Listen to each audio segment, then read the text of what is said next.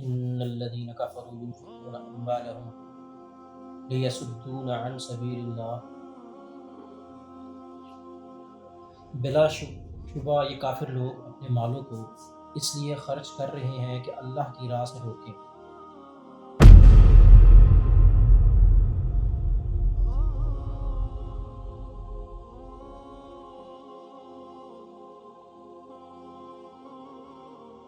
تو کفار جو ہیں وہ اپنا مال و دولت اس وجہ سے خرچ کریں کہ لوگوں کو اللہ کے راستے سے روکیں۔ یہ کوئی نئی روش نہیں ہے، یہ ہر دور میں یوں ہوتا رہا، اور موجودہ دور میں بھی ہم دیکھتے ہیں کہ بہت سے تنظیمیں ہیں وہ اس کام پر بہت زیادہ انویسٹ کر رہی ہیں، اور ان کا مقصد صرف یہی ہے کہ مسلمانوں کو جو ہے وہ ان کے دین سے دور کر دیا جائے۔ نہ صرف مسلمانوں کو بلکہ کچھ دوسرے مذاہب کو بھی جو ہے وہ اپنے گھٹنوں کے بل گرا چکی ہیں۔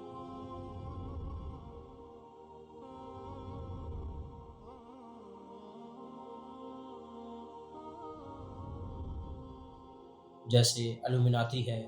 جیسے فری میسنز ہیں۔ اگر ہم دیکھیں تو دنیا میں عیسائیت کا نام لینے والے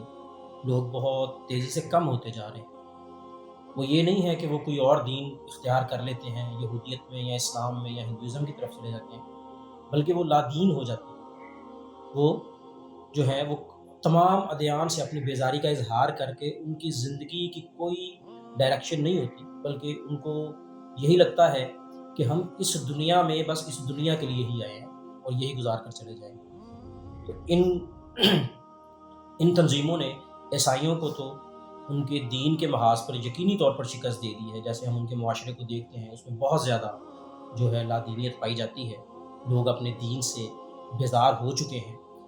اب ان کا جو وار ہے وہ مسلمانوں کے اوپر بھی شروع ہو چکا ہے، جو کہ بڑے عرصے سے شروع ہو چکا ہے، لیکن ان کو کوئی خاطر خواہ کامیابی نہیں مل سکی، جس کی وجہ سے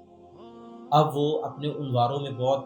جو ہے وہ تیزی سے جو ہے وہ اضافہ کر رہے ہیں۔ جیسے ہم دیکھ رہے ہیں کہ بلین ڈالرز کی ایسی انڈسٹریز موجود ہیں جو لوگوں کو ان کے دین سے ہٹانے کے لیے کام کر رہے ہیں۔ آپ دیکھ لیں کہ یہ ہالی ووڈ کو دیکھ لیں، آپ دیکھ لیں کہ میوزک انڈسٹری کو دیکھ لیں، پورنوگرافی کو دیکھ لیں، تو یہ بیسیکلی ان کے پیچھے اس قسم کی ہی تنظیمیں موجود ہیں۔ اور آپ دیکھ لیں مسلمانوں میں بھی کیا ہو رہا ہے کہ سب سے پہلے جو ہے LGBT لیسبینز اینڈ گیز جو ہیں ان کی جو حقوقی تنظیم ہے، ہم نے دیکھا کہ پاکستان جیسے ملک میں بھی انہوں نے اپنا کچھ جو ہے آرگنائز کروائے، اپنے احتجاج یا کچھ مظاہرے جو ہیں انہوں نے کیے۔ انہوں نے جو ہے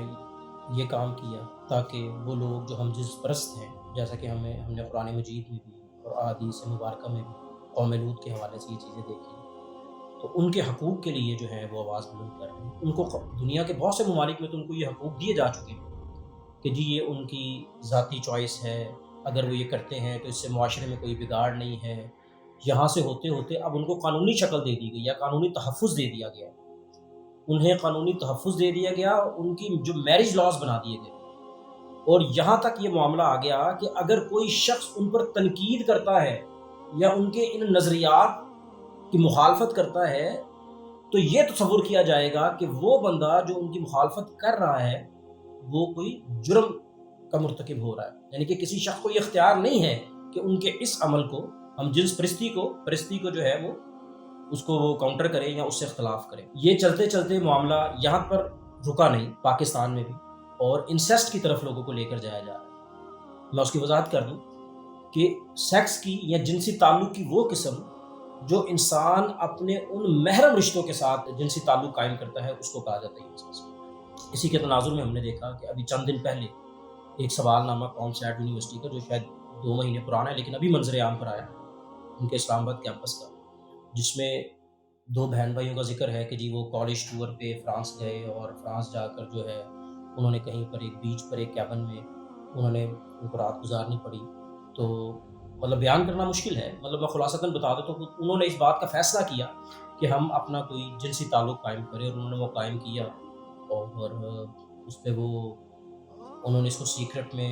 رکھنے کا بھی جو ہے وہ ارادہ کیا کہ ہم اس کو کسی ڈسکس نہیں کریں گے، اور اس سیکریسی کی وجہ سے وہ ایک دوسرے کے اور قریب ہو گئے۔ مطلب یہ ہمارے کالج اور یونیورسٹیز میں یہ سوال نامے دیے جا رہے ہیں۔ اچھا پھر سوال نامے پر بس نہیں ہے، پھر نیچے اس کو کہا جا رہا ہے کہ اس کے اوپر اپنی آرا دیجیے کہ انہوں نے ٹھیک کیا یا غلط کیا۔ اس پہ صرف یہ نہیں کہا جا رہا کہ انہوں نے ٹھیک کیا یا غلط کیا، یہ کہا جا رہا ہے کہ آپ اپنے مشاہدات کی روشنی میں بھی اس کو بیان کریں۔ بھائی کس مشاہدے کی بات کر رہے ہیں؟ آپ کس ملک میں رہ رہے ہیں؟ آپ لوگوں کے ذہنوں میں کیا چیزیں گھسانا چاہ رہے ہیں کہ وہ رشتے، بہن بھائی کا رشتہ تو وہ ہے کہ بھائی تو غیرت کے لیے بہن کی عزت اور اس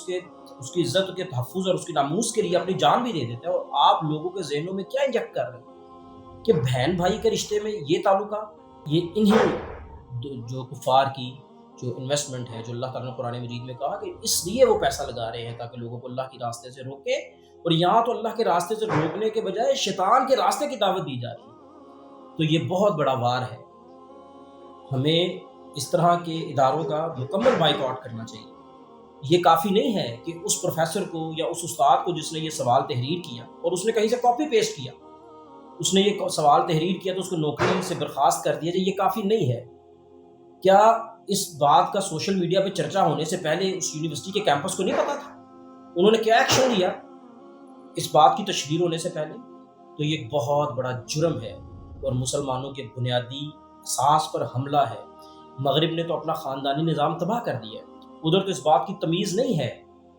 کہ باپ بیٹی کے ساتھ یا بہن بھائیوں کے بیچ میں اگر اس طرح کے معاملات ہو جائیں تو ادھر تو اس بات کی تمیز نہیں ہے۔ اور ہم کیا چاہ رہے ہیں؟ اب یہ دنیا کی یہ تنظیمیں، یہ کفار کے ایجنٹ، یہ فحاشی پھیلانے والے لوگ جو ان کے پے رول پر کام کر رہے ہیں، اور میں یہ نہیں کہتا کہ وہ ان کو جو پیمنٹ جو ہے کیش میں ہوتی ہے، کہ مختلف چیزوں سے ان کو پے کیا جاتا ہے، مختلف سہولیات سے پے کیا جاتا ہے، تو یہ ان کا ایک اندرونی نظام ہے۔ لیکن مسلمانوں کے اندر کیا گند اور کیا غلاظت جو ہے وہ گھسیڑی جا رہی ہے، آپ یہ دیکھیں کہ بہن بھائیوں کا، اور ایک یونیورسٹی کے ایک اسلام آباد جو کہ دارالحکومت ہے پاکستان کا اور جس کا آئین اسلامی جمہوریہ پاکستان ہمیں نام دیتا ہے، تو اس کے یہ کلب میں جو ہے یہ واقعہ ہوا، یہ سوال نامہ بھیجا گیا اور لوگوں سے، بچوں سے اس کی رائے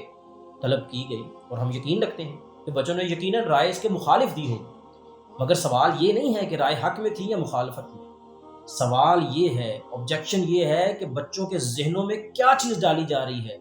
کہ جب یہ سوال نامہ پڑھنے کے بعد یا اس پہ آرگومنٹ دینے کے بعد وہ بچہ یا وہ بچی اپنے بہن یا بھائی کو دیکھے گی تو کیا اس کے ذہن میں یہ غلط خیالات نہیں آئیں؟ مطلب بڑا مشکل ہے اس موضوع پر بات کی جائے، لیکن یہ بہت الارمنگ ہے۔ تو ہمیں ان چیزوں کا جو ہے وہ ڈٹ کر مقابلہ کرنا ہوگا، ہمیں ایسے ہاتھوں کو روکنا ہوگا جو ہماری یہ ذہن سازی کرنا چاہ رہے ہیں، ہمیں ایسے انٹلیکچوئلز کا بھی مقابلہ کرنا ہوگا اور ان کو اپنے ان اداروں سے جہاں پر بچوں کی، جہاں پر تربیت کی جاتی ہے، جہاں پر اذہان کو تیار کیا جاتا ہے، ان اداروں سے کک آؤٹ کرنا ہوگا۔ وآخر دعوانا الحمدللہ۔